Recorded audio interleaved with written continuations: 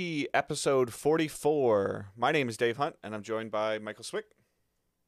How is it going, Dave? I feel like it's been a while, but it hasn't. It's only been a week. I feel like we both have had long weeks, Yeah, so this feels like that. long weeks, personal and public stuff that's been going on. Like, I don't know how many other people are going to pass away this week that had some kind of influence on me, whether it was as an actor or as a sports world. Like, Yeah, no, it's anytime that happens, it always seems like it happens in bunches. yeah, I mean, Lute so- Olson, Chadwick, now Bozeman. and then John Thompson passed away today. Yeah, that was today. Yep. Yeah, like, so it's just crazy. But so we are Digital Days Gaming. We are a weekly podcast that posts on our podcast feed every Thursday morning at 6 a.m.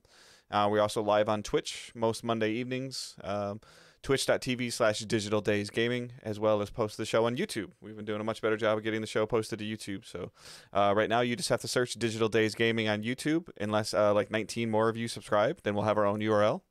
So the subscriber base has been growing. That Turtle Beach unboxing video is like done really, really well. Surprisingly, it kind of motivated me a little bit more. Yeah, it's been doing pretty well. Yeah. And just like the Twitch viewers, you get the raw, unedited version of the podcast, Yep. technical difficulties and all. Yeah, if we mess up, you guys get the polished version that my wife cleans up for the podcast feeds. But if you want to see how watch me unplug my headphones randomly and tell Michael I can't hear him anymore, you can do that on Twitch. So, And then kind of blame me, and then realize, nope, it's me. It's on my Yep. end. So, yeah, that's my favorite parts is yeah, because usually it's me, yeah. but every once in a while it's Yeah. Dave. And then 9 I out of feel a 10 little bit times better. it's Michael. So when I blame it on, and I used to be the one with all the technical problems, but now I just put everything on its own individual monitor on its own separate PC, and it just works. Now, granted, I have like 14 screens in front of me, but Yeah, I went with efficiency with my setup. You Yeah. went with like, okay, if I could just have every machine I have in my house Yeah. running Well, a part remember- of this process. remember, I'm the guy that hit spacebar on my MacBook that one day when we were recording an E3 episode. Oh yeah, I remember that. There was a little bit of panic that morning. We're like, we gotta go, but remember E3s? Those were fun. So we have some news, obviously, but like I said before, all the links and stuff that we've been talking about, you can just catch them on the show notes below. So you can just like on the on your app, just click on the notes, and there'll be a bunch of links there to Facebook, Twitter, all those things, and you can just follow us there, and that'd be appreciated. As well as just joining Discord, and if you want to donate to us directly, you can donate to us on PayPal, or you can join Patreon. So I'm a little babbled right now, which is not common, so I'm gonna just move it right over to the news before I fumble more. So Yeah, let me save you a little bit. So Gamescom happened this past weekend. I think it was technically the whole weekend, but there was only really announcements on the first day with Jeff Keighley's opening night live. I really liked the way this was presented. It was also advertised to not have any major announcements, which which is very important because not much happened during opening night live. I marked some of the highlights, which include the Black Ops Cold War trailer, which it's controversial on its own if you go look at articles, because it's basically like, let's do war crimes, which is just like, that's just how the Call of Duty games have been, so nothing crazy there. There was Dragon Age and BioWare were there to say, hey, we still exist. Please don't forget about us. We are still a studio, and we still have this franchise called Dragon Age. Anthem did not kill us. And that was basically their whole thing. And it was just, hey, here's concept art, here's like some of the voice actors, and that was kind of it. It was enough to get the Dragon Age fans excited. I know Sarah and me were just waiting for the YouTubers to break down the images, and there's a whole 20-minute videos already on just 5 screenshots. right. The indie game, even though I don't know if it's an indie game anymore, 12 Minutes, which has been around forever, announced that their cast will include Daisy Ridley, James McAvoy, and Willem Dafoe, which is pretty cool. That is it's top down, takes place in a single room, or an apartment, and you have like 12 minutes to change like the fate of like the lives of the characters. I remember this one. Yeah. Yeah, this has been around forever in terms of like at PAXs, at E3s for like several years. So it looks like it's getting closer. Devolver game? No, it's Annapurna, which might as well be a Devolver, like company, or like company. And then the biggest thing is the Ratchet and Clank gameplay. From that, we got I think it's like 7 minutes of actual, real gameplay of Ratchet and Clank. Dave, I'm assuming you checked this out because it was kind of hard to miss it. Actually, I missed it. Oh, you missed it. Yeah. Okay. I mean, I saw some people talk about it, and I was like, oh, I need to watch that, and then I forgot. So. Okay, yeah. Nothing crazy here. This does look like a game that needs to be next gen with some of the stuff they're doing. I feel like visually it got kind of knocked down a little bit from that first reveal for it. Shocking. Yeah, but at least they're doing it now instead of just waiting for the game to come out. I just noticed some lack of detail or like some particle effects that were there originally that in gameplay are just not really existent. But the game still looked good. It looks like it requires next-gen hardware, but it also still looks like a Ratchet and Clank game, so that's a good thing. It's not like doing anything dramatically different. Well, I think that the stuff that we've been seeing, so for the most part with Ratchet and Clank, it's just going to be the number of things on the screen and then the fast-paced movement. And I did see some stuff like afterwards, and I kept meaning to go back and watch what they showed, but they were talking about something we've been curious about. Is it appears that this game's going to have like a resolution selection mode, to where you can do like 30 frames per second, 4K, and then 60 frames and 1080. Like, so there's certain things that it can and can't do. Yeah, which is kind of a bummer that the first set of games coming out on this new powerful hardware can't even do the stuff that they were kind of promising. Well, believe it or not, I'm kind of okay with it because like most people know already too. Like, I don't have a monitor, like a 4K monitor. So like, what's the point of me playing a game in 4K? Yeah, they've been touting that they're capable of doing 4K 60 frames per second, and a game that's coming out launch window, which they confirmed launch window, but that window, depending on which company's window that is, could be anywhere from like a month to 6 months. It's a little bit of a bummer to be like, hey, you have to pick or choose, like max resolution or max frame rate, which Ratchet and Clank at 30 frames I'm fine with. I'll probably do that just so I could get it to look prettier at 30 frames, because it's not a first-person shooter, so I don't think that's a big deal. Most third-person games are going to be 30 frames, typically. And I think the only way that you really notice the frames is if you immediately hop from a game that was like higher than 60 frames and went to this. But I mean, it's not like, when I jump back and forth on Destiny on console to PC, I can see it and feel it. And for me, it's not even always the frames. It's some of the other settings in a first-person game, like you've talked about, like field of view. So for a third-person game, I agree with you. I don't think it's as important as you'll play the game. As you're progressing through it, you're playing in an hour, half an hour, even 3 or 4 hour chunks. Like, you're gonna adjust, and then you'll be fine. And then when you go to play something else, you'll just adjust to that, and then you'll go back to Ratchet and Clank.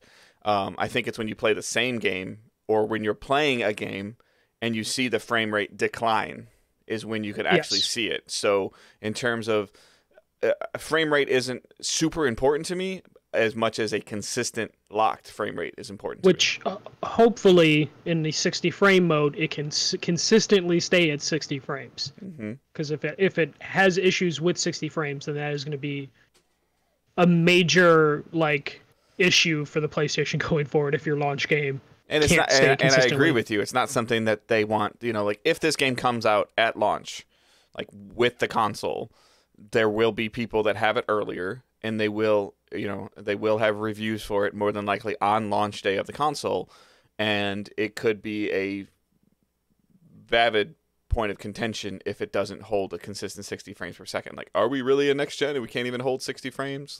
Because somebody like Digital Foundry is going to put this game through the ringer. Yes, as they should. Yeah. and that's especially with we still live in a world where fanboys are out there going crazy. So you don't want to give any fuel to the fanboy fire of having a game that can't consistently hit 60 frames on your brand new hardware that is going to cost mystery amount of money. Yeah, a lot of mystery amount of money for that. But yeah, that was kind of it for Gamescom opening night live. They told us that it wasn't going to be a big deal. Gamescom there wasn't going to be anything major. Gamescom has never been like a huge. I don't feel like it's ever been a huge news breaking. It's always like post E3, and they're like, "Hey, you remember the thing you saw at E3? Well, now you can play it." Or it's the more of the open to the public, and it's kind of just more of a repeat. You know, they might have some kind of update, but it's more or less every once in a while. There's something big. I think it was big when when PS4 and Xbox One were coming out. They definitely had like that time because there was that year that Sony hit like Gamescom, Paris Games Week, E3, and they were all big announcements for that year. So I think maybe people were holding out hope for that. But they had a date and a price at that time. Yes, and they have none of that. It is August 31st when we're recording this. We still have nothing. But did you sign up for the special fancy list to maybe hopefully get a copy? Sure. Or a system? I did. I did. Yeah. Oh, man. Hopefully we're cool enough. Did I sign up for a possible pre-order of a pre-order? Sure. Yes, yeah, you did. Yeah, but they have to look at your trophy list and they're like, did he finish enough of our first-party games to deserve this console? How many platinums does it acquire? Yeah. All right, and then moving on to other stories. This one I put in just because I'm a fan of the games the studio's made. But it turns out Lab Zero, makers of Skullgirls and Indivisible, they're pretty much no more. So it turns out the founder, Mike Z, has been like a lightning rod for controversy at that studio. A couple months ago when there was the second wave of Me Too stuff into video games, he popped up, but it kind of came and went, the stuff that he popped up for. But then shortly after that, a bunch of like sexist and racist stuff started to come out of the studio, and this led to a internal review that then led to nothing. And in terms of like action, because like the dude was totally doing stuff he shouldn't have been doing, but no action happened from that. And this just led this week to a bunch of animators and people that work at the studio to just leave. And this then pulled Autumn Games and Hidden Variable Studio, who turns out actually own the Skullgirls IP, which I don't think anyone really knew that they actually owned it and not Lab Zero. They basically took the IP from Lab Zero and said, we're no longer working with Lab Zero, and we are going to take control over this franchise, and basically Skullgirls will live on, Lab Zero will go away, though Lab Zero isn't really a thing anymore after everyone left. So Skullgirls will live on, and there's actually DLC coming for it next year. So this is just another one of those stories where, people took the action into their own hands. Like I'm really happy that the very talented people at that studio left because they couldn't deal with the work conditions of like the founder of the studio, and hopefully they go on and do some great things. Like there's some really talented like artists and animators, especially the Skullgirls franchise is always known for its beautiful artwork. Indivisible, same thing.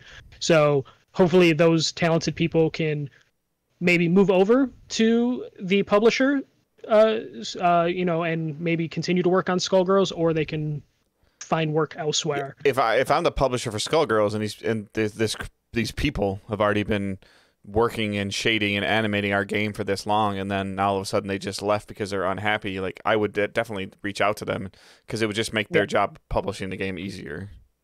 Yeah, in terms of, especially if they're going to plan to release DLC next year, it would just make sense to just like, hey, come here, make a new studio, and then go from there. I put the new story in there just because I was just kind of surprised that like I always associated Lab Zero with Skullgirls, so I assumed they owned it. To find out they actually didn't own it was really good news for once. Finding out a developer doesn't own the IP world is an IP. Fascinating. Like who owns what and how they own it and what exactly they own within that intellectual property is just it's always intriguing. Like even like we've talked about like the Spider-Man and the X-Men worlds, like of who owns what character and you know like that stuff. There's so much deeper stuff that's in there that a lot of people don't understand, and then they're always kind of like surprised, like, oh well, this studio's gone, like not that it would ever happen to them. Oh, 343's gone, so Halo's over. Like, no. Yeah. Yeah, you know, I'm always, especially when you get later on into like a franchise's life cycle, or when they try and revive a franchise, and there's always like, okay, where Windjammers had like the famous one to where before that was re-released, Crash. there was Crash, where it's like, okay, Vivendi owned it because they got it from Universal, and then Activision got it. It's just THQ probably owned it somewhere in there. Probably. I feel like they probably published a couple of the Crash games. Yeah, so that is like some good news in terms of like Skullgirls will live on, and hopefully those animators and everyone will find new jobs. All right, this story. I am so excited for this story. This story, when I saw it, I immediately posted it in our Facebook group because I wanted to know if everyone was excited to hear Dave's reaction to. And I stayed quiet on purpose. Yes, thank you. Call of Duty Black Ops Cold War was announced officially last week. They had a Warzone in-game announcement, trailers that we just talked about. But they also announced their release plans for it. And there are 10 different versions of Cold War for you to purchase. And Activision had to put a whole website, you know, on their support website of what it means if you want to play this game on this generation and next generation consoles. And man, it's kind of hilarious. So for the most part, buy digital. It sounds like buy digital, because you can upgrade for $10 to, if you buy digital on PS4 and Xbox One, you can upgrade for $10 to the next generation, or you can spend $70 on the next gen one, which will work on both platforms. And then if you buy physical, you can buy it physically on the PS4 and spend $10 to upgrade it, but you have to make sure you have a PS5 with a disc drive, because there's no way for you to do it because you need the disc to authenticate that you bought the game. So there's that caveat. The weirdest one, which I thought was the craziest one, if you buy the disc version of Cold War on the Xbox One, you cannot upgrade it to the next gen version. Though, if you buy the Xbox Series X version of this game, you can use that one on your Xbox One. That disc on the Xbox One. Very confusing. I probably didn't do a good enough job explaining it. So check it out. Yeah. It's kind of crazy. Let me ask you this. So who do you think is putting this in place or putting the barrier up for this? So PlayStation is Activision. So why is Activision letting PlayStation subscribers, PlayStation owners upgrade for $10? I think it is Microsoft wants you to do the smart delivery thing, which doesn't change the price of anything like that. And PlayStation seems like they don't care. It's like, hey, you could do smart delivery or whatever it would be. It's up to you, or you can charge whatever. We don't care as long as your game's on our platform. Do what you want with it. And I think Activision wanted to charge extra money, and they couldn't do that on Xbox because of smart delivery. So they're like, okay, let's just do it this way, which is just kind of overly complicated because there's so many different versions of this game you can buy. And I was mostly talking about the digital standard edition, because there's the cross-gen bundle, which is $10 more, and the ultimate edition that costs $90. It comes with all the digital goods. There's a lot of things. I think it's Activision wanting to see. It's Activision being Activision. Yes. And it's the first non-consumer thing that people have been able to point at Xbox for, quote unquote non-consumer thing, and I don't even think it's Xbox's fault. I don't either. And Sony allowing the $10 upgrade and Microsoft not also leads me to believe that there will be some type of upgrade cost system for most PS4 games to PS5, which leads me to believe my own opinion that Ghost of Tsushima and Last of Us 2 will cost you more money to play them on PS5 if you already own them on PS4. Because people can and backwards compatibility. No, like so we know that a PS5 version with the extra bells and whistles that would come. Yes. Okay. Backwards compatibility will still work, obviously. Correct. But enhanced. Not if you buy a discless one, though. Then you're screwed. Yeah. Unless you bought it digitally, and they still haven't said if the digital games are how the digital games are gonna work on PS5. No. 2 months, people. 2 months. So again, in comparison, you can criticize smart delivery all you want, but at least Microsoft has named it and has explained how it will or won't work and what's going on with it. And they've said Halo will work on current gen and next gen. Cyberpunk will work on current gen and next gen, which meant that CD Projekt Red went with whatever Xbox strategy they had. Activision is not. So I think dinging Xbox for their marketing is terrible. I think it's uneducated and you're not understanding how the business is working. I think that having 10 different versions of your game is retarded and asinine. And nothing but consumer confusion, because we've always talked about, mom and dad or, uncles and aunts and grandma and grandpa are buying Christmas gifts and, oh, what are we getting Jimmy for Christmas? Oh, he wants the new Call of Duty game. And they go to the store and there's 4 different cases. Like, why? Yeah. And the weird thing about it is the disc version is the only version that is having this issue on the Xbox One. Because you could still upgrade digitally for $10. But it's just, I almost wonder if it comes down to like some weird logistical thing with Xbox to where like you can only have the smart delivery label on the box.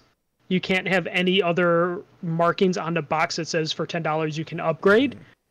And that was a breaking point because it just seems so weird that like Xbox is allowing that. Well, I think it's because they don't want to. They don't want to change their box because their games are going to work on both systems. We've already seen like leaked box art for PS5. It looks completely different than the box art for PS4. Do you know why? Because it won't work. Yeah.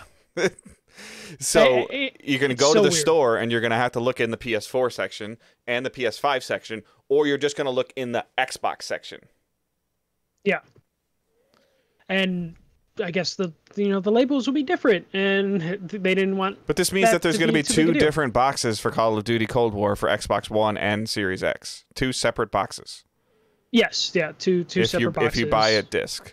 So yeah, like I'm all for. I mean, obviously the name of this podcast and the name of this community is Digital Days.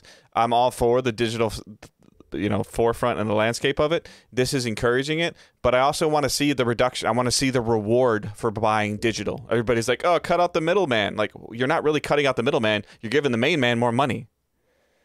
Yeah. It's more convenient if that's what like they mean by cut out the middleman. But yeah, you're just the developer and then the console manufacturer. That's your middleman. So yeah, you would think in theory with less movement, less production, that you would get rewarded for buying something digitally. And I think I'm going to be pissed off too when I see the prices of the digital PS5 and the physical PS5, because I don't. Yeah.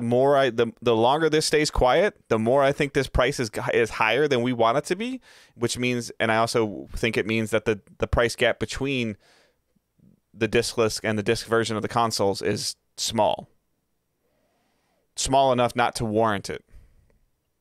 Yeah, like I wouldn't be surprised if it turns out to be like a very I'm gonna say like difference. $25. No, I think 50. I think 50 would probably be the minimum difference that we will see, just because it looks better. Because you work retail, you know how companies think. Like they know 99 and 49 look good. Yeah, I get that, but if I'm a retailer as well and you want me to sell a cheaper version of something that's going to stop them from coming to my store, I'm not ordering as many of them. Oh, yeah, that ratio is going to be super weird unless the Sony console forces manufacturers it. Yeah, exactly. They take it into their own hands. You got to order a 1-to-1 ratio or you don't get anything, which they or do. You can only order. Yeah. Or you can only get the disc one on our website through our raffle pre-orders type of stuff would be hilarious. That's going to be curious, or that's going to be interesting for me, is to see how, because the Sony website, the PlayStation Store, or whatever you want to call it, the physical store that they have online, physical goods store, that really didn't exist until like halfway through this generation. So I wonder how important that role is going to play in terms of just distributing it directly to people. Sony's been known to fight with Amazon. Yeah, well, everyone except Microsoft, I think, has had a problem with Amazon. But but Sony to the point where you couldn't issues. get physical stuff. You couldn't get physical versions of games on Amazon. And then the stuff that we've been seeing the last couple of months, and maybe it's COVID, like I don't know, but like Ghost deliveries have been delayed. Last of Us deliveries were delayed to where I was almost, I don't remember which one. I think it was Last of Us. I had ordered it physically, and then I found out I'm not going to get it on launch. I'm like, nope, I'm just going to buy it digitally. Like I canceled the pre-order. That hit me twice this week. My collector's edition for Tony Hawk got delayed, even though it comes out Friday. And then my Avengers copy got delayed, which luckily reminded me to cancel my Avengers pre-order. But like both of those were like, hey, you're not getting the release date, and we don't know when you're gonna get it. So I was just like, cancel. And then I am debating canceling and losing my collector's edition for Tony Hawk because I want that right away. But yeah. This is the first time that we've seen someone say outright no to smart delivery. Like Madden kind of said no, but they're basically doing smart delivery, but it has a time frame on it.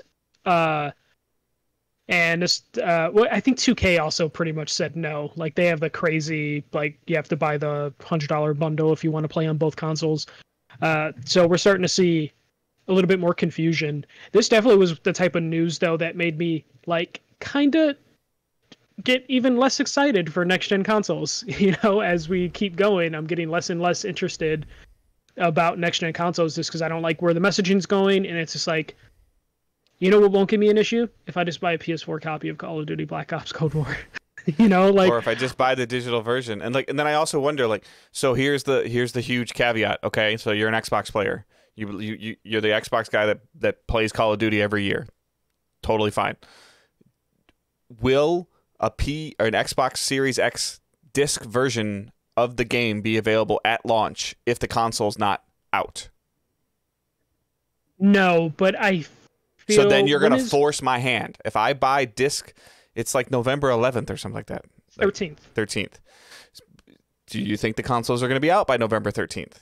I think they'll be out that week. I think so.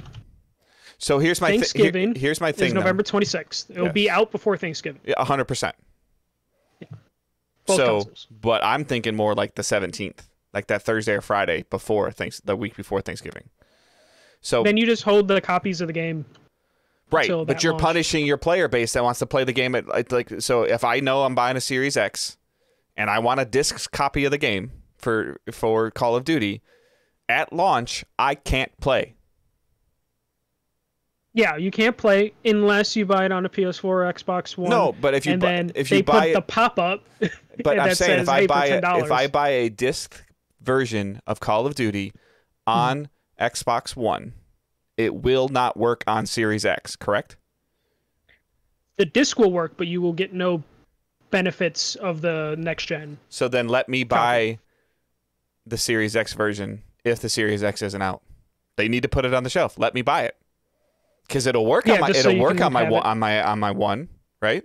Which is weird. Yeah, it'll work on your One, which is just confusing. So it'll work on the Xbox One. But because the only saving grace is for some reason, and they do, like Activision knows when the consoles are coming out. I'm confident that these publishers know when these consoles are coming out. So it's going to be really close. Like it could be day and date, and that's why they're doing this stuff. So we could see, because is it a Friday or a Tuesday? Because I feel like consoles come out on Fridays. Okay. They do, and that Call of Duty comes out on a Friday. Which is weird, because it's always been Election Day. Yes. Call of Duty's always been Election Day. Yeah, a good chunk of them have probably been Election Day. Tuesday's the first Tuesday of the month. Yeah. This might be a good election to not release a game on. No, but I'm just saying, like, now all of a sudden it's like Call of Duty's delayed 10 days. Like, that's a little weird. roughly 10 days. Now, I'm not saying it's delayed, but if you go back and look at all the other histories of when Call of Duty releases, it's usually like between November 3rd and November 7th. So it's just fascinating, like, to see this stuff and for them to put this kind of messaging out there. And how much easier would this messaging be for Activision if the damn dates were out there for the consoles? Probably very helpful. So what I'm thinking, you're going to have consoles, they're going to release either the same week, Tuesday, Friday, or they're going to release 2 different Fridays. It's going to be like November 6th and November 13th. Which console will pick which day? I have no idea. Ideally, I think Microsoft probably has an idea of when PlayStation's going to release. Like, they're big corporations, they have all this stuff, they probably have inside information in terms of the stores. So what I'm thinking is November 6th, the PS5 comes out. And then November 13th, just to avoid the confusion you're talking about, is when the Xbox Series X comes out. They come out a week after the PlayStation 5, so then there is no confusion. Call of Duty's out that day, the console's out that day, and then they can use... I feel like Call of Duty releasing that Friday is now going to be a point where each console manufacturer would love to get that day because it's a Call of Duty game. There's going to be a lot of people in the stores. Yeah, and sure. Whoever can get their console to come out that day will ideally get some sort of boost from that foot traffic, though I don't know how much foot traffic we'll have this November. No, it's super interesting. And what I also, that just came into my head too, that I find fascinating right now, is that retailers are buying, that have purchased these consoles. These purchase orders have already been written, and I'm surprised that somebody at, whether it's GameStop, Target, Best Buy, Walmart, anywhere, hasn't tripped upon this SKU in their system yet. These, like, it's fascinating to me, like, what they're doing, and unless, like, they've built in so much protection for all these other retailers, and they're calling it something else that like they're not. That's what I'm thinking. That they're not catching. Name. Yeah, and but like the technology is better than it was 10 years ago. But like selling shoes, as long as I sold gym shoes for it, would, in the description, it would always say the release date would be in the SKU. It would say the SKU number, blah blah blah blah blah, August 28th, Jordan Retro 4. It was always in the description, that the date, so that the employees couldn't be like, oh, I didn't know it wasn't coming out. Like, dude, it's on the. I'm guessing the release date isn't fully final yet, and they just probably told the retailers, like, we'll release it for November, and then because ideally retail, you don't have to like overwork too hard in terms of like a big system's going to launch. You don't need like 2 months. Yeah, well, it's going to be a drop. It's going to be a drop shipment. They're not going to let these things sit in stores for 4 and 6 weeks. Like, that's just suicide. Yeah, I think the PS4, when I worked at Target, I think we had it like maybe 3 days before they launched. I think the only one that we had for a while, and by a while I mean like a week, was like the Wii U. Like, that was the only one that we had for like a good week. It was in the back. But like, yeah, the Xbox One and the PS4, those totally were like 3 days difference between from when we got them and when we sold them.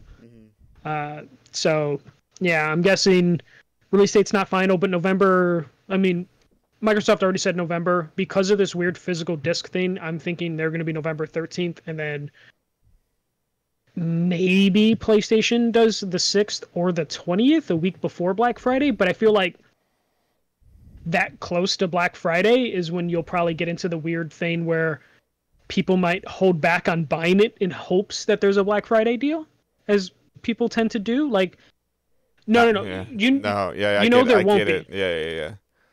But working retail, how many people would be like, is this going to be sale Black Friday? And you're like, I have no idea. And they're like, I'll wait. And it's like, okay, even cool. Your whole store is going to be on sale. Yeah, it'll be excluding this console. Yeah, this brand new thing won't be on sale. I guarantee it. Like, I'll wait. It's like, oh, okay.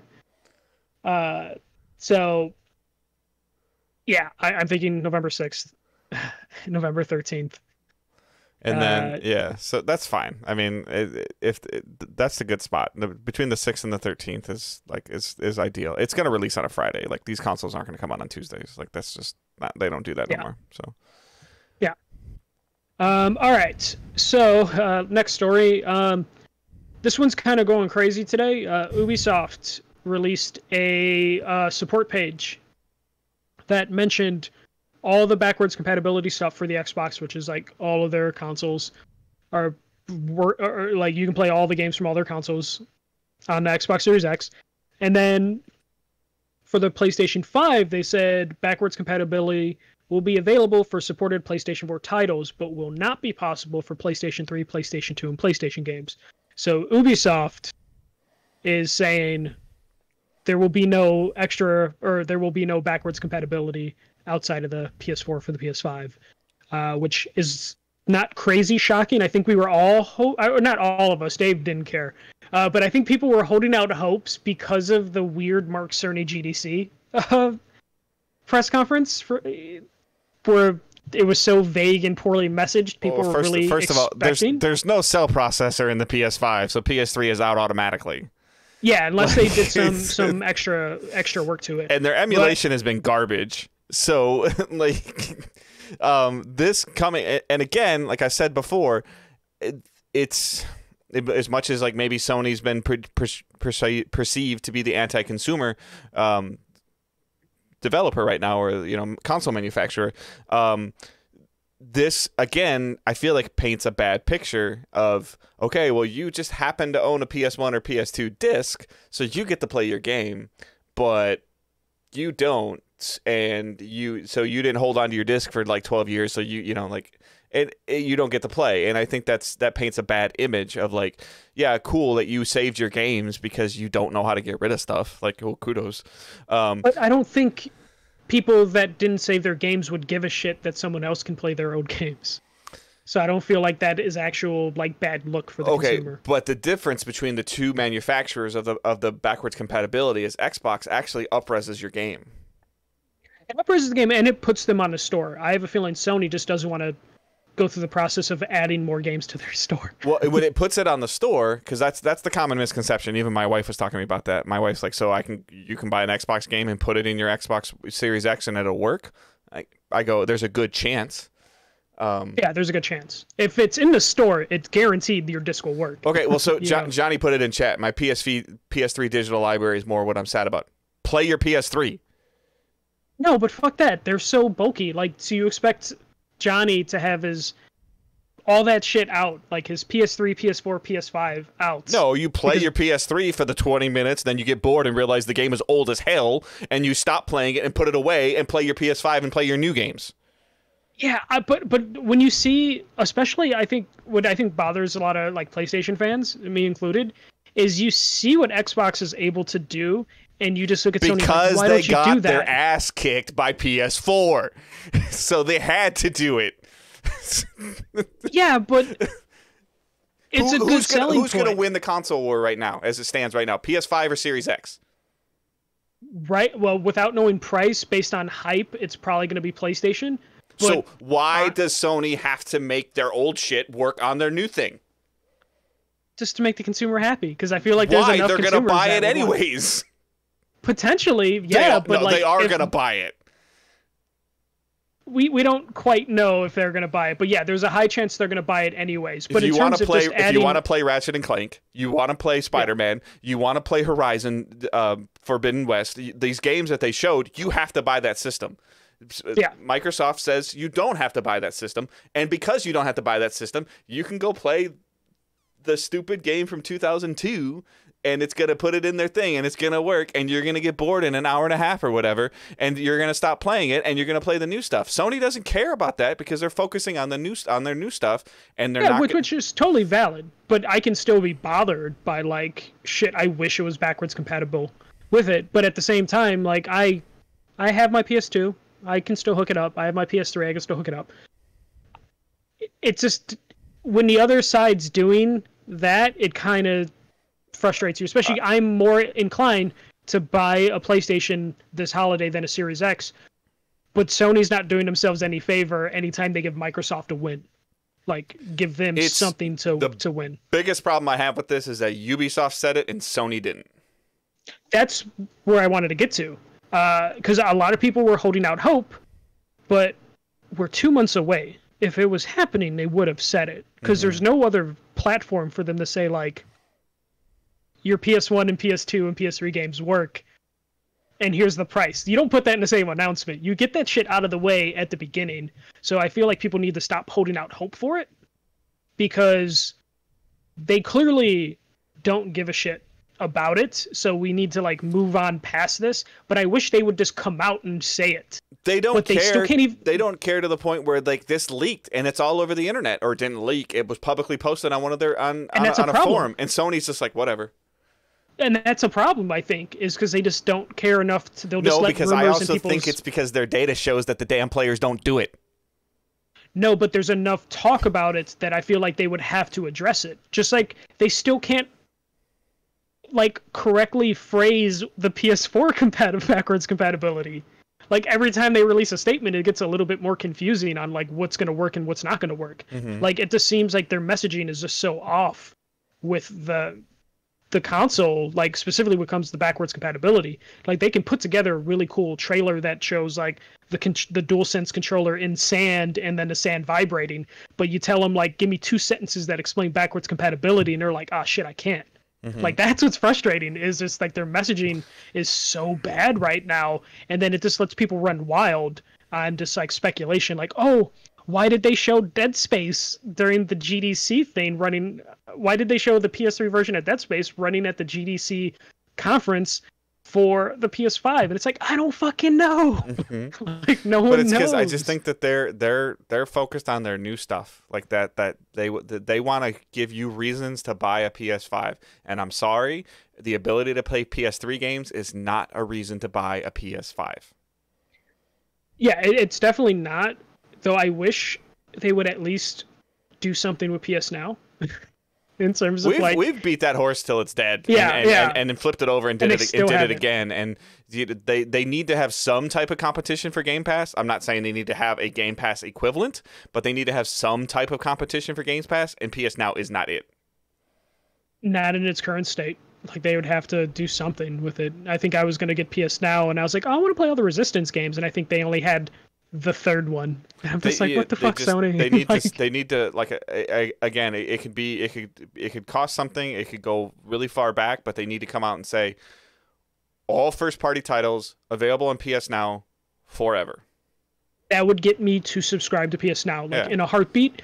Probably only for a month, so I can get through all the games that I want to get to that are first party. But like, it would get me in the door. But stuff is coming and going from PS Now, just like stuff is coming and going from Games Pass, but it's not Xbox Studio games that are coming and going from Games Pass. So they're there, they're going to live there, and they're always going to be there. You don't have to worry about that. Sony is like, oh, you can play Spider-Man for 2 months. Yeah. Even though it's $20 and will probably be a PS Plus game down the road, but yeah, it's insane to me how that's running.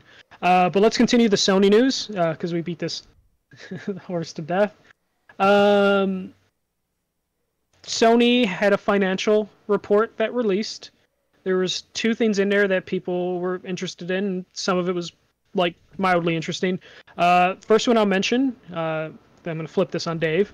Sony is apparently going to explore releasing more first-party titles on PC. The reasoning behind this is just to like grow the base and entice people to come to the PlayStation brand, which totally makes sense. Mm-hmm. Horizon Zero Dawn was #1 on Steam for quite a bit of time, for how fast the Steam like top sellers moves. And if they release more first party games like that, there's a chance someone is going to play Horizon Zero Dawn for the first time on PC and go, shit, I kind of want to play the sequel. And the only way to play it is going to be on a PS5. So it makes sense. We think. I don't know if you have, in theory, mm-hmm. like I don't know if you have any extra opinion on it. They're not talking about like releasing on launch dates. You know, they're talking about like releasing just IPs over time. What would it hurt for them to release Horizon Zero Dawn on Steam and on PS5? Feelings. Ooh, okay. Those are the only people that are upset by this. Like it seems like I think it's great. It's more money for Sony to make more to possibly purchase more studios, which we'll talk about, and to just to broaden their platform and introduce more people to their franchises. Like I don't see where this harms anything. Like we're getting to the point where more than likely the PS5 and the Series X are going to be if not the second to last console to where you're going to probably just have an app, like a PlayStation app on your TV or your computer or your monitor, and you're going to play these games, without a console. So why not just let them play wherever the hell they want to play? Like, I don't see what it's hurting. Like, Death Stranding is on PC now too, right? Yeah, Death Stranding's on PC. And it's done really well. Horizon's doing really well. Hell, like, if they release like Days Gone. If they release the Uncharted Legacy or Uncharted collection on Steam for like $25, I bet you that thing would be in the top 10 for 2-3 months. Actually, yeah. I think it would be a really smart move, especially like franchises that did surprisingly well that you want to turn into like a long-standing franchise, or you have a game coming out soon.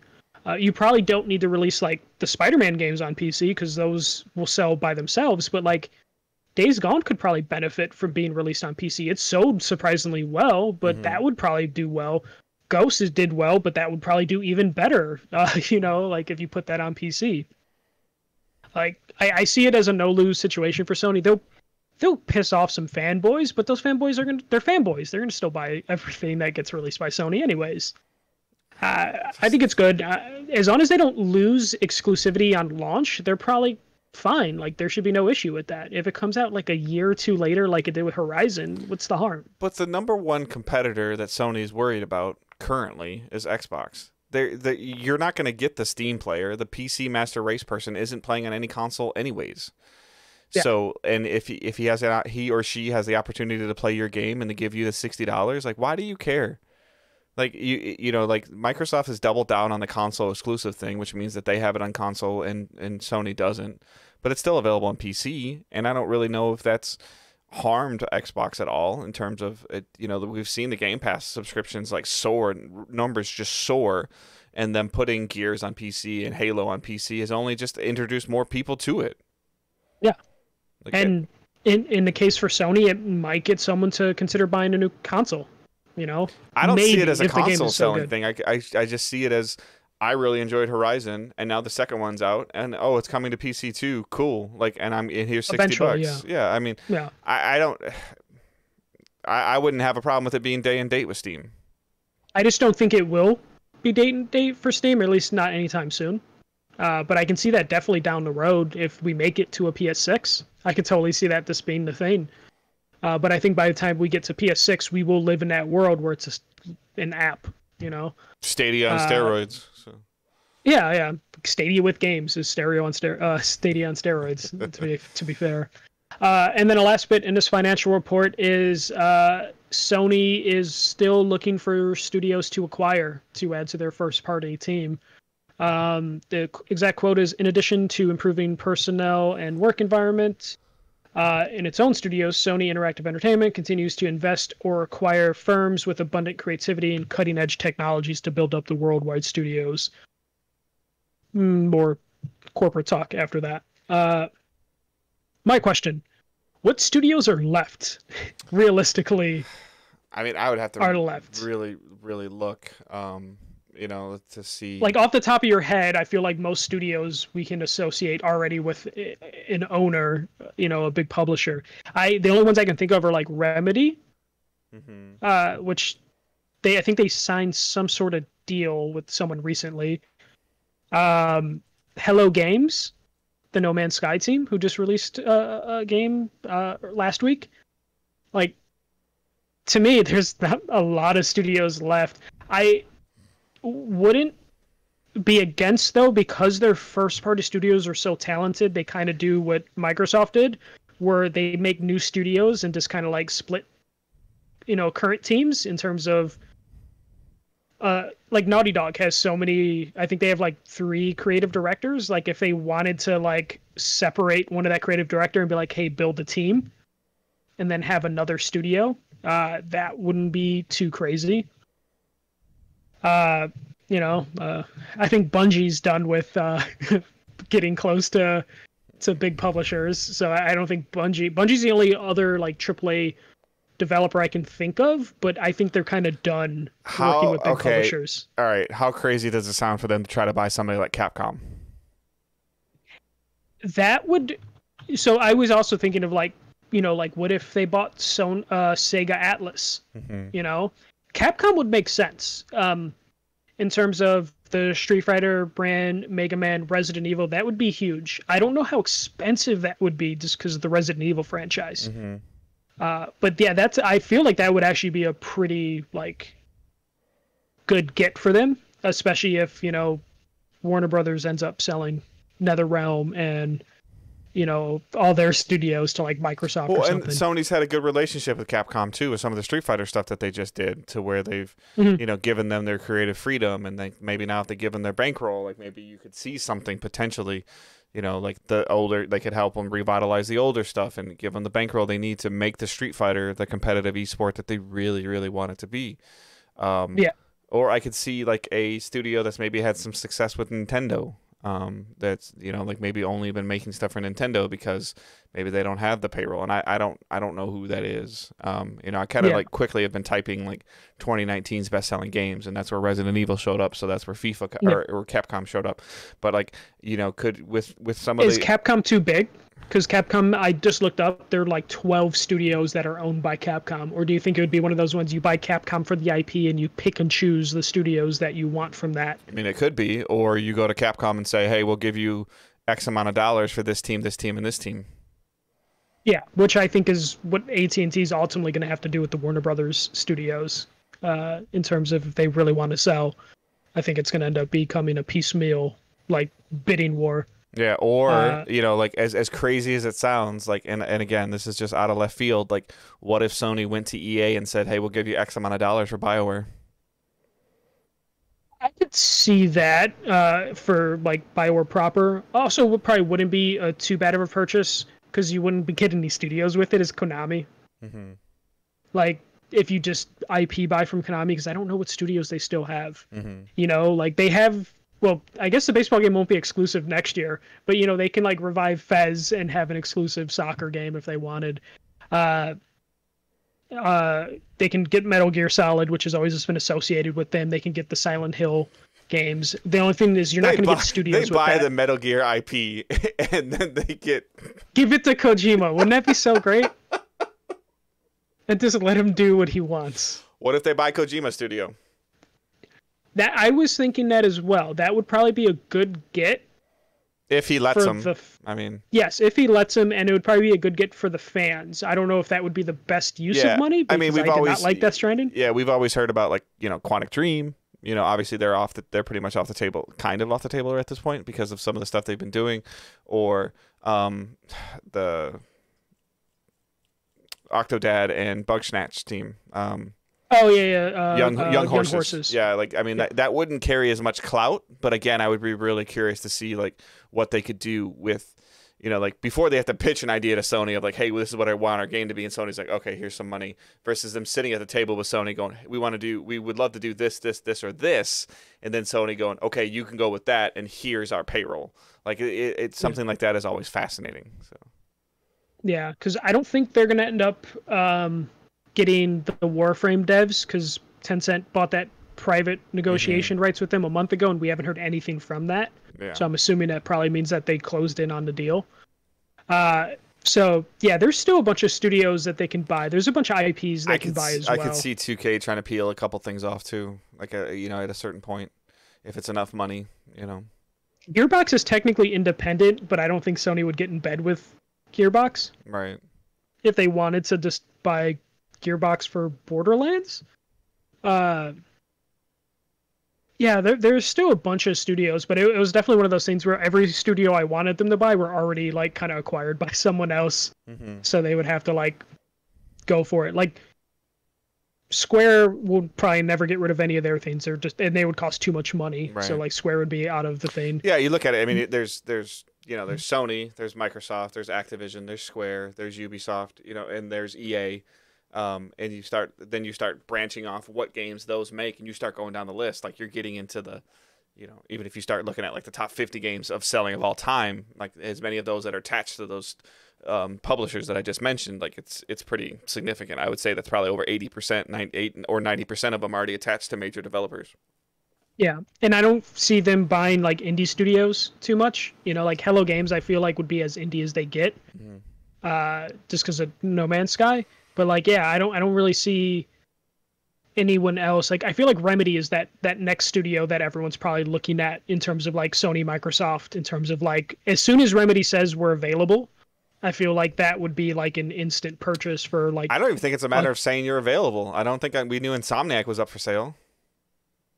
True, but I feel like offers have already had been given to Remedy based on like they worked with Microsoft for like a couple exclusives. They came out of that and started to work with everybody. I feel like there would have been an offer on the table for them already. So I think it's almost a matter of like how independent do they want to be, or how long do they want to be independent before a publisher ends up purchasing them. I also think it would be something we would hear about a studio that they're purchasing, and then a couple months later we'd hear about the game, and then maybe that would be why you saw that they purchased the studio, because they were enamored enough with the game that they're like, you know what, we want this. And I think that the way of exclusivity, of trying to buy console exclusivity now, is so frowned upon amongst the gaming community, where it's just better to buy the studio. Yeah. It's crazy though. Like if you would have told me like 10 years ago, I was like excited for like publishers to buy more independent studios, I would have been like, hell no. But like, I just want studios to have money and some sort of job security. So then I'm just like all for it. Buy the Fall Guys studio, you'll be fine. Yeah, Mediatonic, but Mediatonic, they apparently make a killing off mobile games. Mm-hmm. Like I didn't know that. That's what Fall Guys is. Basically, but like I didn't know how much money they actually make off some of their other games. It would be interesting, like all these studios that Devolver Digital has partnerships with, they don't own. No, none of them. So they're just a publisher. So like anything that's been, like got a Devolver Digital name on it that's been successful could have the potential to be purchased by them. Yeah. It would also depend on how well Housemarque's game does. Like that could be, Housemarque could be a studio as well. Yeah.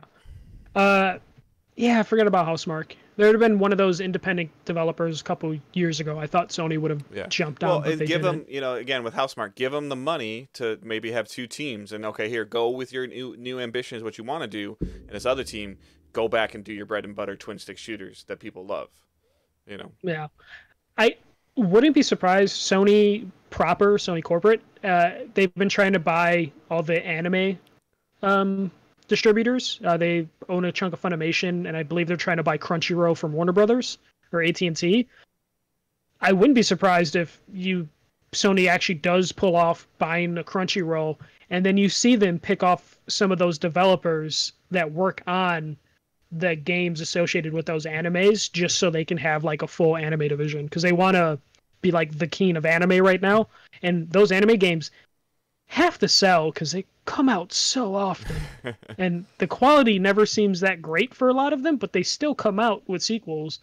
So I that's also a potential, though I don't know any studios that like specialize in anime names. I don't know their names that well, but there are a bunch of things they could do there if they want synergy. But yeah, that's it for news. If anyone has ideas on who they want Sony to buy, let us know. But that was it that I could find for news. All right, so we're going to jump into playing and watching. I'll go first. My playing is pretty much next to nothing. I've had one day off since we recorded. I ended up on one of my days off getting a bunch of overtime with work. And I also just had a rough week in general. It's public knowledge, but a lot of my, our company had a huge, massive layoffs, and it kind of affected me. It didn't affect me directly, but it affected me like emotionally. I lost some friends and some close people that I worked with for years. No longer work for the company anymore. I'm okay, thankfully. It somehow didn't impact me, but there was a point in time where I thought it could impact me, and then I thought the second stone could impact me as well, and both of them somehow missed. So that did mess with me a little bit, on top of just working a lot. And adjusting to life with Zoe not being home, my daughter not being home, and my son kind of doing his school, and then my youngest like kind of trying to get him ready for virtual kindergarten, however the hell that's going to work. Let's put Nick Jr. on. Does Nick Jr. still exist? Yeah. So I mean, like, I think I sat down, even like one of our supporters, he's a friend of mine, Randy, messaged me like, dude, you haven't played games in like 10 days. Are you okay? And I'm like, yeah, I wasn't on the PlayStation in 10 days. Are you okay? I'm like, yeah, I'm fine, and so, but I've definitely had some weird stuff happening over the last week or so. But overall, I'm fine, and a lot of things that had been weighing on me have started to lessen, and so that should help with some things. But then I just really haven't been super motivated to play games. Like I go through those spats like we've always talked about. And so I was off on Saturday, and that's when help me with his name because I'm gonna mess it up, even though I wrote it down and didn't bring it down with me. Passed away Friday night, Saturday morning. Chadwick Boseman. Yeah, Chadwick Boseman. So my wife and I woke up to that, and so we were reading some of that stuff, and she really got the itch to watch some movies that he was in. So we watched Avengers, or Captain America: Civil War. And we watched Black Panther, and then we watched so ABC did something really cool Sunday night where they aired Black Panther commercial free, which they own, so it's not that and then they did Robin Roberts did like an hour tribute to him, which was really cool. So like we watched a lot of that, and like I mentioned at the top of the show, like Lute Olson passing away, the head coach of Arizona, and the head coach of Georgetown, like those were, his name's escaping me, even I said it earlier.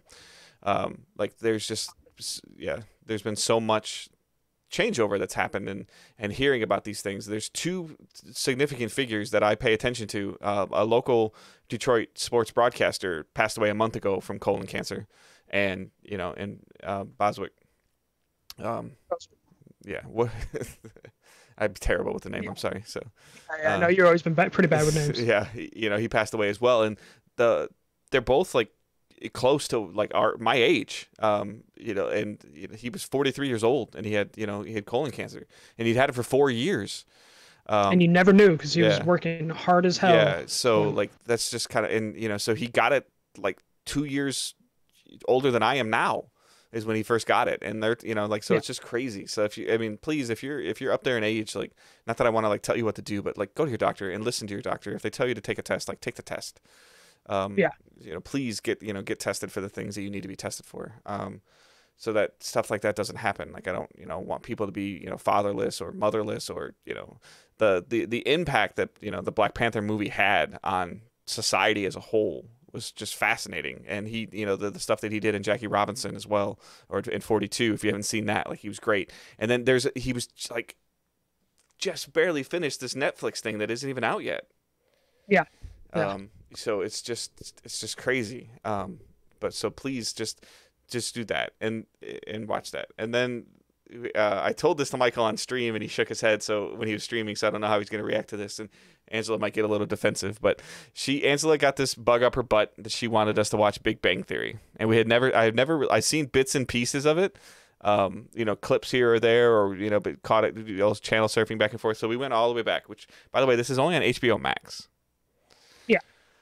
So we went all the way back to the beginning, and it's a 20-minute, 25-minute show that I laugh every couple minutes. It has some funny moments to it as well. I don't feel like I have any like direct relation to the characters or anything like that. I think it's like over the top, but there are times that it's funny. I love seeing him interact with the girl that lives across the hall from him. Like that's Penny. Like that's fascinating. Yeah. The stories of how those things are working, and just seeing I'd never seen any of it. I think we're maybe like 8 or 9 episodes in, so it'll just be like this filler. So that was a show I remember being okay with it. I just kind of equate it to like a bag of chips, to where like you're just eating it and you're consuming it, but you're not really like getting emotionally attached to it. But it was one of those shows where I thought there was like some clever writing in the first season, despite like it's like nerd stereotype stuff that's being jammed down your throat, and I felt like, as the show progressed, I think I got into like the 3rd season before I just was like, okay, I can't watch this anymore because it's just getting annoying. And I definitely felt like the first season or 2, there was definitely jokes in it to where like, hey, that is a really smart, clever joke. And then it devolved into, instead of telling jokes that are funny and clever, it turned into, let's just make fun out of these people. And then that's when I kind of like fell off. So I don't know if you'll notice that if you even get that far. There's a shit ton of episodes. Yeah, there's a lot. I got into like season 3 and then bounced out. It seems which like still it's means just I watched like 40 episodes. Like we watched like 1 or 2 episodes like eating dinner. It's just kind of like it's on while we're eating, and you know, there's funny parts to it. It's just like I'm still watching Bless This Mess because I just want to see what other stupid crap happens in that show on Hulu, and I'm almost done with it, and I'll move on. All the DC fandom stuff kind of intrigued my interest again, and I started catching up on Supergirl again. So I was watching a couple episodes of Supergirl. I just finished where she was fighting Red Daughter.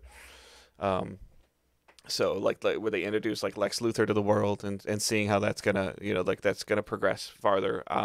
I do have a desire to like kind of catch back up on Flash and Arrow, but that feels like such a commitment and an effort right now. But I did also realize that I haven't finished Arkham Knight. So like I would probably think I would want to try to, you know, I did enjoy Arkham Asylum and Arkham City. So I have Arkham Knight. I got it like super cheap, like on some like price mistake or something like that. I think I have like the only problem is if I download that thing. If I download that thing, I think I have to download like 14 other packs. Just like yeah, I don't think it really replaces packs or patches. Yeah. So, but I mean, that might be something I could, you know, play an hour or two a night and stream, you know, just to kind of go through and don't have to worry about people like that game's old enough that I don't have to worry about like spoiling anything for anybody. So, but yeah, so for me, that's pretty much it for playing and watching. So.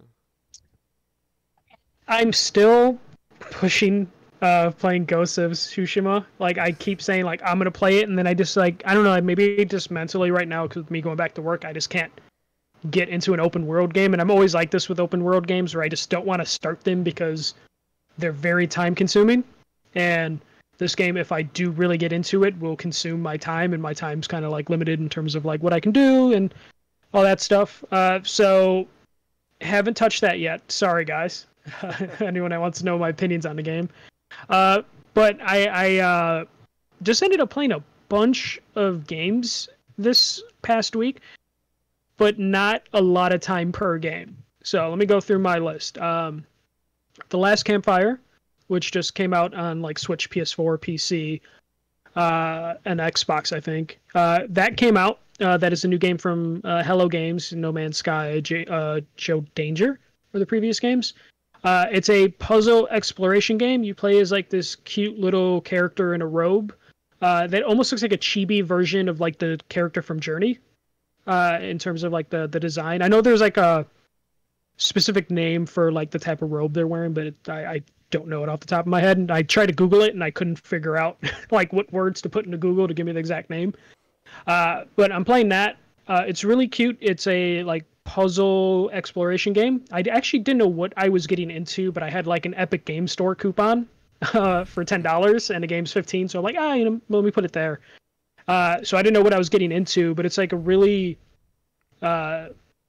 like whimsical like puzzle game. You basically, it seems like you get lost and you start to find other people similar to you that also were lost, and it seems like they have died or they've like fossilized, and you're trying to find their flame, which I'm assuming is their spirit, and bring that back to them so then they can be guided into like the afterlife by someone. So it's kind of like one of those dark games that'll probably make me cry at a certain point. So I'm playing that. I didn't get super far into it. Some of the puzzles were really hard early going, but they're mostly environmental puzzles where you're just moving different pieces around to like get from point A to point B. And then there's also simpler puzzles where it's like you find an object and you have to then figure out, okay, what can this object help me with? Like I found a worm, and then later on in the game I find a fisherman who's fishing. You give him the worm, and you know, progress opens up that way. And there's like stuff in the water you're trying to get, so you're like, okay, if I give the worm to the fisherman, maybe the fisherman will give me the fishing pole, and then you just like link everything together like that. Right, yeah, for sure. So probably will continue that. I don't think it's a really long game, which I'm really into right now. Like really short games are kind of my thing. And then so wait, let me ask you though, does hearing a little bit of chatter on our Facebook group and some of this talk that's in our Discord, does the fact that Ghost of Tsushima is a 30 to 40 hour game, is that kind of what's scaring you from it right now too? Yes, because it sounds like it is even longer than that if you want to get everything. In open world games, I tend to want to get everything. I like clearing it.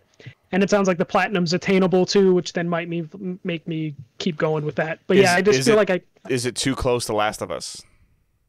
Yes, and that is a problem I had with the Last of Us.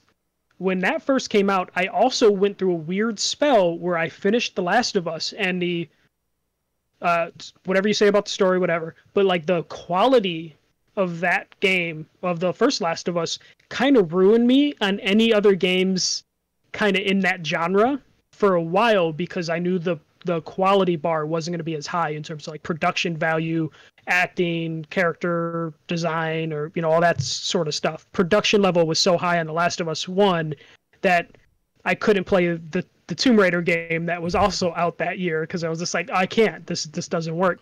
And I feel like it's the same thing with The Last of Us Part 2, where the quality of the production was so high that anytime I saw like footage of Ghost of Tsushima that shows that it maybe not, story-wise it might be pretty good, but like the production quality might not quite be at the Naughty Dog level, definitely has made me just kind of like just want to play a bunch of indie games that are not trying to go for like storytelling, or not necessarily storytelling, but like production level of The Last of Us, if that makes any sort of sense. Yeah, but no. I'm weird like that, where I get broken if I play a really good game, or what I think is a really good game.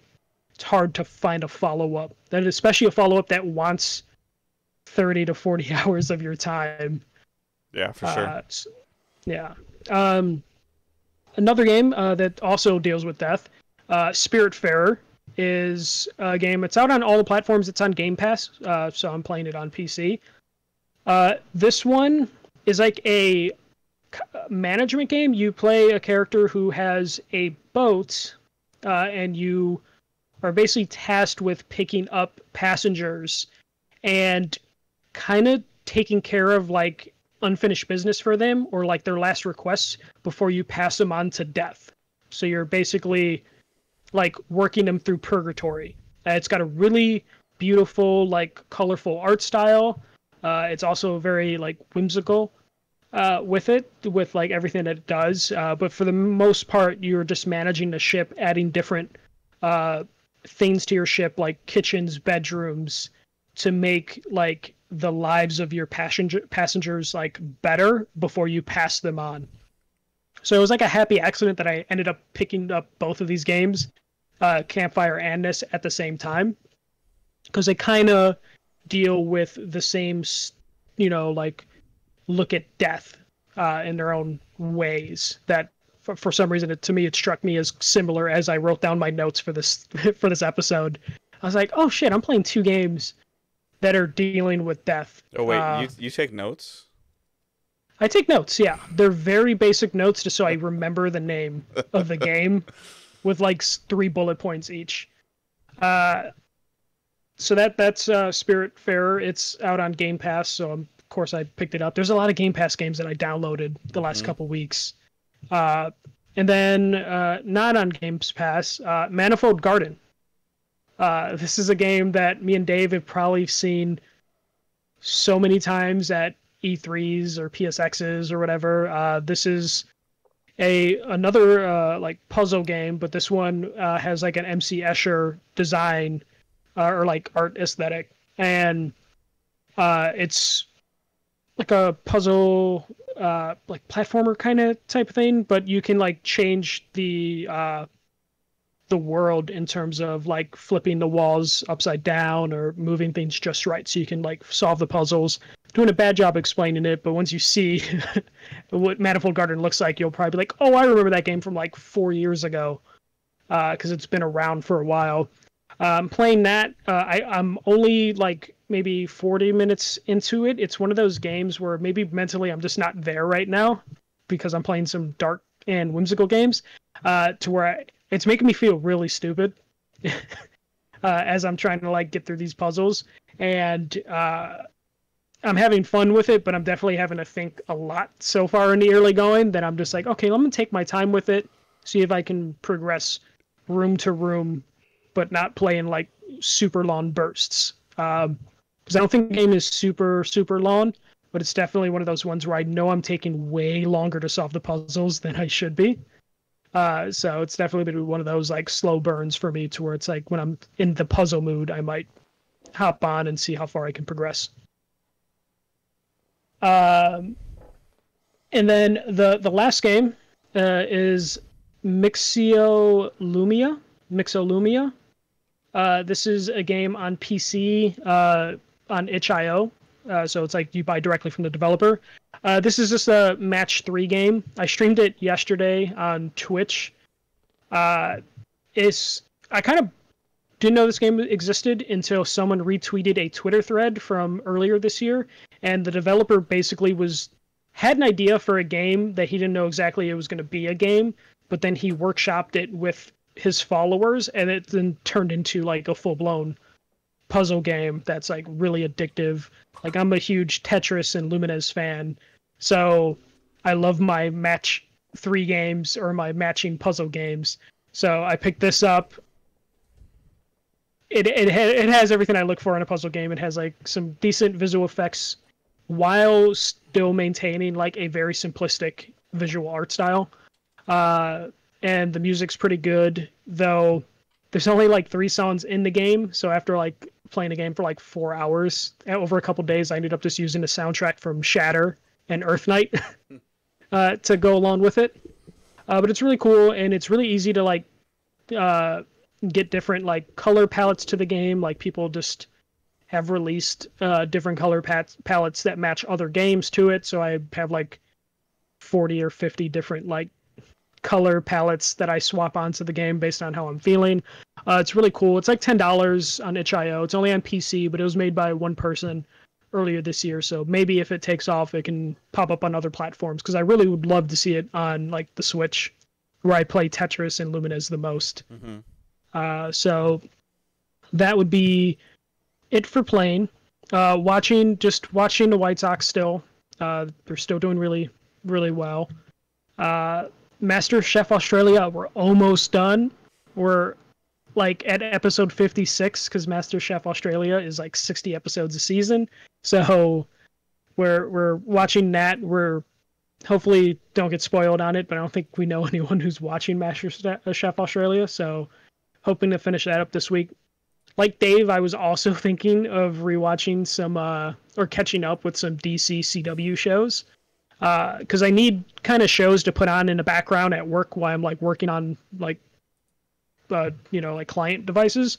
So I was thinking of picking up The Flash again, just to have in the background, because I enjoy The Flash, but it's not a show that I need to pay attention to too much. It's just something in the background. So I was thinking of I was making a list of shows to watch when I go back to work, and like The Flash is on there, Smallville's on there, just because it's been a while since I've watched Smallville.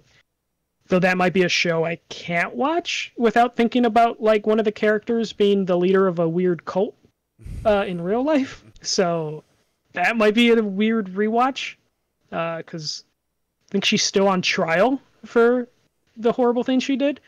So I'm kind of wondering if I can sit through Smallville and separate the real world from it, right now. But that is pretty much it for me. I'm sure I'm missing something, but I at least wrote down all the games I'm playing, and then these games will probably keep me entertained for a little bit longer. My friends did convince me to buy Dying Light, so I'll probably jump on that eventually, though I'm so bad at playdates. Like, I apologize to my friends every time, like, you should get this game. They're like, this game is awesome, when are we going to play it? And I'm like, I don't know. And then I just disappear. Yeah, I'm bad too, because I got the Xbox, and Johnny, as a boy, has an Xbox, and he's like, let's play. And I'm like, I don't want to play anything right now. Like, yeah, that's my problem. Is like, and our times are different. Like, they like this. He's constantly messaging me like, hey, what are we gonna play? And I'm like, next week. And then next week, what are we gonna play? Tomorrow. I'm also really bad. I have notifications turned off on my systems. So I always feel bad when I finish playing a game, and then I look and I have like 6 or 7 messages, and I'm like, oh no. I missed all these invites. So that is it for me. I don't know what my plans are for video games next week. Yeah. So, all right, we're gonna jump in some of our questions really quick. So you can use you can send us questions in the Facebook group, Twitter, Discord, all that stuff. #AskDigitalDays.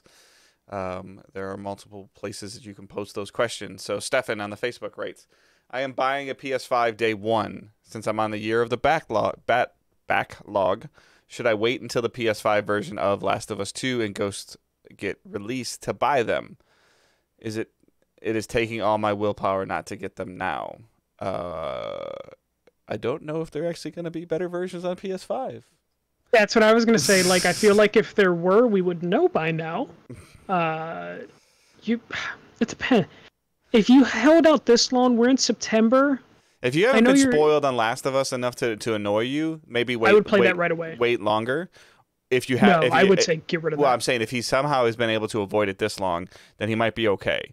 But yeah, I would say between the two, I would put Last of Us in a much higher priority, depending on how much you care about that story, because there are things that happen in that story that if somebody spoiled them, that would bother me. Yes. And Ghost, I hear the story's okay. It's good. But I don't think anyone's out there trying to spoil that story.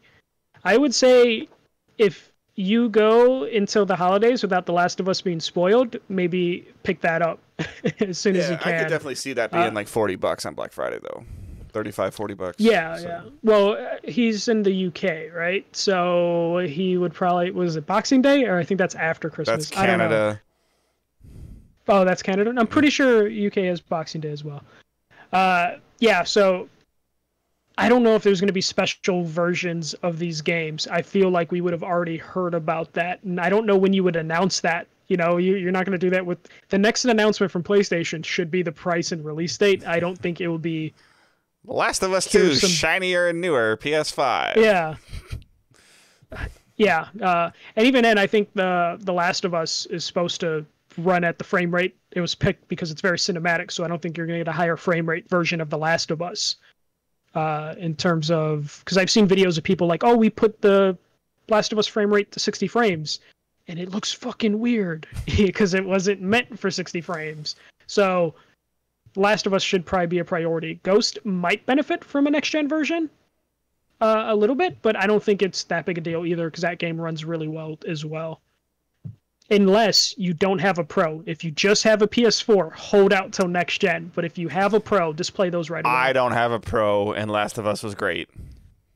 I have both, a regular and a Pro, and I notice the difference in like stuff because I have both. It's because you have both.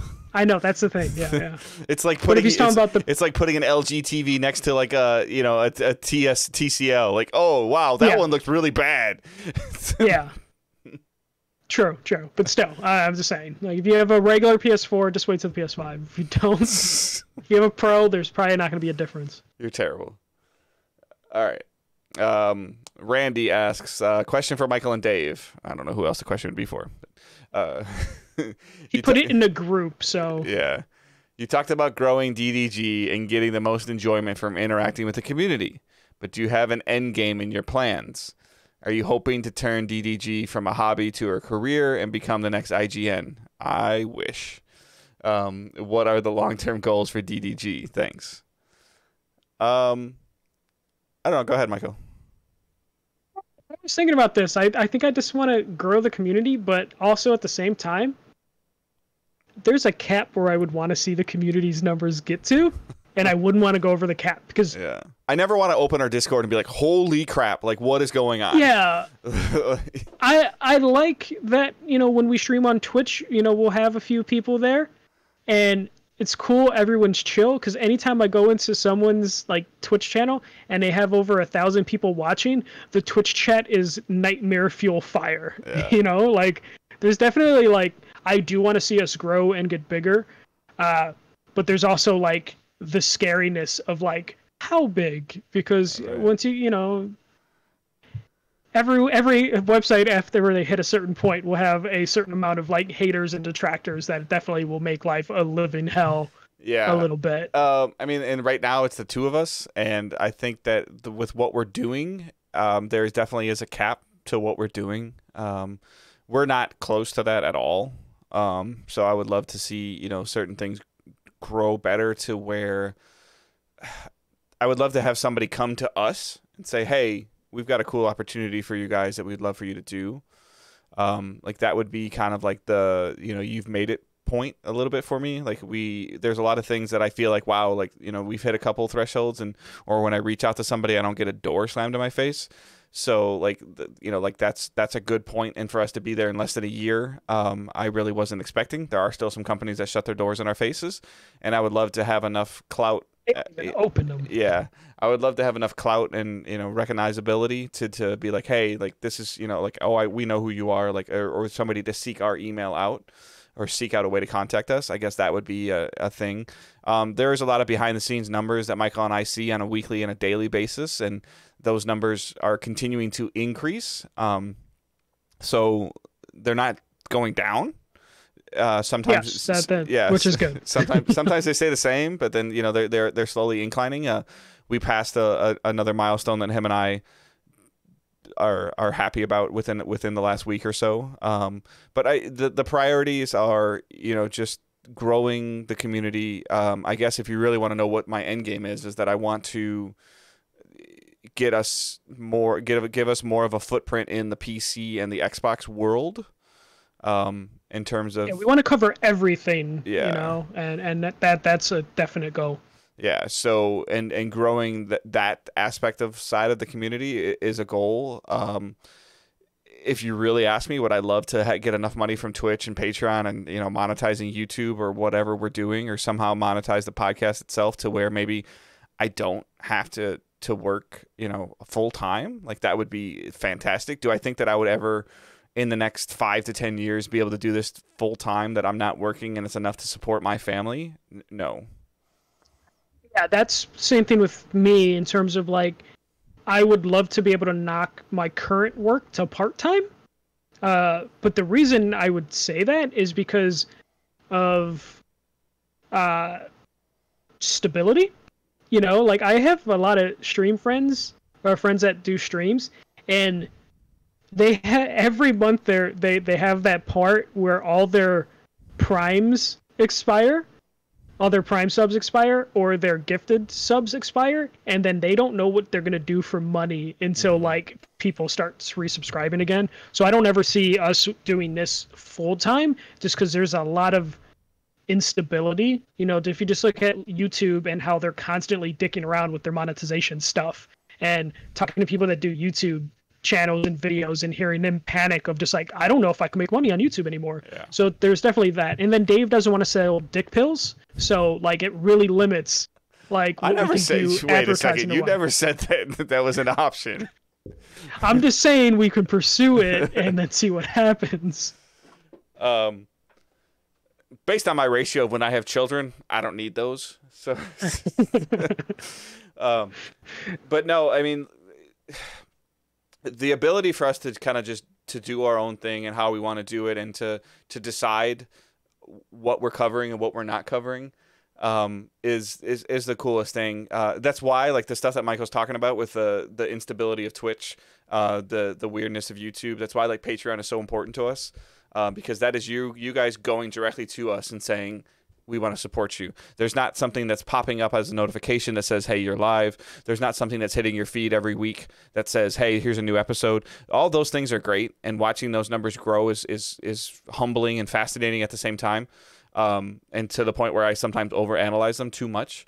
But then for somebody to click on the Patreon page, read what we wrote, click on the donate thing, put your information in to be a monthly supporter, means so much, because it's not like, hey, we're streaming, like, and you're seeing somebody else follow, or you're seeing somebody else sub, and you're going like, hey, I want to do that. Like, Patreon, when you become a Patreon supporter for us, like, you're on purpose doing that, and that is love and appreciated that you're doing that. And I would love for that to be something that could continue to grow, and for us to tell you that we use those finances to reinvest into DDG. Like, it's, regardless of what these prices of these consoles are going to be, like, we're going to be able to take a significant chunk out of both of us purchasing those consoles because of the community that we've grown and built here. And that's a huge stress relief, and for us to not be able to worry about it, and for me to get other things like this microphone or the mixer to help make it easier for us to produce content. There was a point last month where you guys may have heard it, where my microphone seemed like it was broken, and we actually had the flexibility to where it's like, well, I could just buy a microphone. And I think the only reason you haven't bought it yet is because of COVID, because of out of stock stuff. Because it sold out, and I fixed my microphone issue. But at least in that instance, it was just like, okay, I need a new microphone potentially, and with your guys' support, I could have bought a new microphone, and you guys never would have known that I had a microphone break on me, or we wouldn't have had been like, no show this week because Michael's microphone is broken. Right. And that allows us to do that and other things we can to improve the content here that we're hopefully you guys notice that there's improvements, though some of the stuff that we improve are so minor you guys wouldn't know them, but it's stuff we improve for, you know, how we do things, and the tools that we use to like produce the show. The schedulers and investing into things that just to make our lives easier. Like the fact that my wife tomorrow morning can, you know, edit the show, be done before 11 or 11:30, and schedule it to post on Patreon, schedule it to post on Simplecast, and then just walk away from it. Like she's done, and she doesn't have to worry about it till the next week. And we pay for a service that allows us to do that. And that funds and comes from you guys directly. Like you guys are paying that bill. You know, the first month or two, Michael is reaching into his pocket for certain things. Some of the video editing software that we have, you know, like we reach into our pockets for that. I have reached into my own pocket for certain things, but I look at them as long-term investments of even, you know, like not that I'm thinking it, but even if DDG doesn't continue in 5 years, like these are things that I would continue to use on a daily basis, to do things. But you know, like the ultimate long-term thing would, like ideally in a perfect world would be to have enough, you know, income to substantially lessen our workloads. Yeah, so we can be comfortable telling one Karen at work to go go fuck themselves, because we have a podcast, and not have to worry about the consequences. Yeah. All right, I think that is the show for this week. So thank you guys so much for hanging out. Whether you're hanging out on Twitch or you're watching us on YouTube, like leave a thumbs up, subscribe while you're there, please. And then, or those of you listening on all your podcast services, please just, if you're able to, leave us a review, something written. Like that's a huge way that you guys can help us expose us to more people. Just like we've always talked about, liking sharing the show on Facebook, retweeting, maybe even retweeting with a comment on Twitter. Like that all gets exposure to more eyes on us. There are still some people that I run across that are like, oh, I know you're not doing that anymore. Like, yeah, well, I'm doing this. So like, how long have you been doing that for? Like, oh, almost a year now. Like, whoa. And, you know, like I'm still running into some of those people that, you know, that have reached out to me or that I randomly run into on a PSN party or something. So any of that exposure would be greatly appreciated. I can pretty much tease that September is going to be a cool month already. There's some stuff that we got in the works. So I'm pretty excited about that. So some more, you know, additional content. It's Subtober on Twitch, all through the month of September, which is like 20% off. September. I misread that. Subtober. Yeah, whatever. They're gonna do a thing where it's like 20% off subs for Twitch. So if you're thinking of supporting us on Twitch, it's gonna be cheaper to do so in September. Right. So check that out. Yeah, but little things, guys, like that always help. Like dropping in the Twitch chat, saying hi, like, hey, what's going on? How you doing? Like that all helps. Even if you're only there for like 5 minutes, you know, just drop in, you know, chat with us for a little bit, hang out, and you know, drop out and keep doing what you're doing. I understand everybody has got, you know, life and things, and you know, just. You know, the other things that if you really want to know, like just like I was thinking about this week, if there's other things that you really want to know of ways that you can help us, you could do something as simple as if some of you like leave your PC running, you know, while you're at home, you know, like if you can just open up a tab for Twitch and just leave it open on ours. And anytime that we go live, it just shows as a viewer. Like that always, you know, that helps. And then you can click on it when we're streaming or, you know, getting, you know, turning notifications on for the YouTube channel, turning notifications on for Twitch. So that you know when we're there. And like I said, even if you just want to pop in for a couple minutes and leave, like that, you know, that helps. There's little figures that Twitch keeps track of, like number of average viewers and number of active chatters at the same time. So like those are all things that help us get more, you know, more noticed and moved up stuff. But leaving a review and sharing the show is the biggest ways right now. Just getting more and more eyes on it. Like when the things that we've done, that like Michael got a lot of eyes on our show with the Tony Hawk Pro Skater interview that he had for the documentary I Am Superman. Some of the PS5 and the Ubisoft event stuff that we've done, and we've carefully and strategically tagged and been very timely with that's helped us, you know, grow more people. But the biggest way that we can grow is through you guys. So that is our show. So again, socials, you know, just social media stuff. You can follow the main show at Digital Days Pod. You can follow Michael at First MJC. You can follow myself at Good Dave Hunt. Join the Facebook group. Be part of the conversations. Have a bunch of fun in there. Discord channel as well, and then obviously patreon.com/digitaldaysgaming. So the $1 is the tip jar, $3 is Discord access, which is a separate private channel within our server, so you don't have to be a $3 Patreon subscriber to be in the Discord channel. There's just a separate private channel for Patreon supporters. 24-hour early access to the show for the $5 tier, so you get the show on Wednesday morning. It does work on, I know for a fact it works on Podcast Addict. I have not seen if it works on iTunes, but it is I have 2 separate feeds in my Podcast Addict for us, the one that posts on Thursday and the one that posts on Wednesday. So if you're worried about, I don't want to listen to it through a browser, depending on the app service you use, you won't have to. It'll just post on because you get something emailed to you. Then you get an RSS feed. Yeah. And then $7 is a monthly bonus episode, which we'll be recording September's here pretty soon. Still looking for some topics and suggestions for the month of September. So otherwise, we're going to... That should go live next week as we hopefully record that this week. Yeah. So if you have anything that comes to mind, please let us know. And other than that, I hope everyone has a great week. We'll talk to you guys later. See ya. All right, close in Audacity. Yeah, stopping Audacity. Stop the backup. Stream's still live, by the way. So.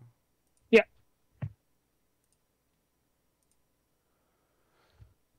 Thanks, Johnny, for hanging out in the chat.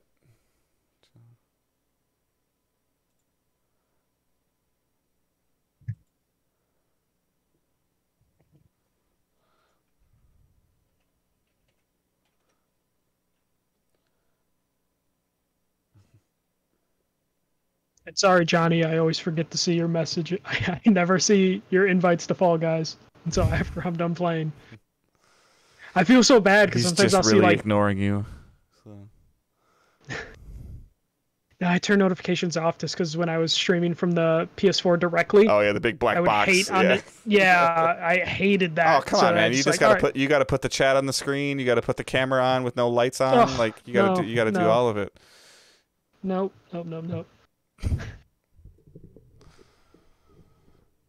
Not into that. It's not my kink.